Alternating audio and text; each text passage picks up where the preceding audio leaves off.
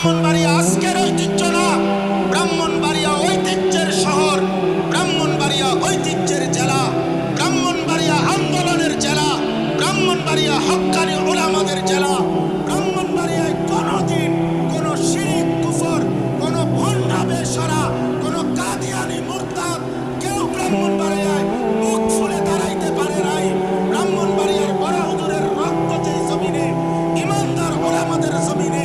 অতএব আজকে ব্রাহ্মণবাড়িয়ার জমিন থেকে কিশোরগঞ্জের ওই চূড়ান্ত বেয়াদব ফজলুর রহমানকে স্পষ্ট করে বললাম, তোর মতো বেয়াদব গত 100 বছরে বাংলাদেশে জন্মায় নাই।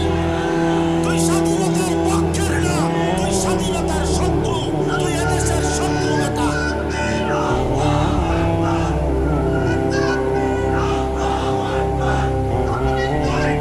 জুতা মারো তালে তালে।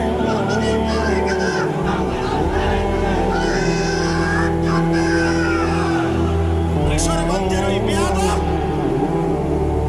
গত 60 বছরে তোর মতো বেয়াদবের মতো কথা বাংলাদেশে কোনো নাস্তিক মুরতাদ, কোনো স্বঘোষিত মুরতাদ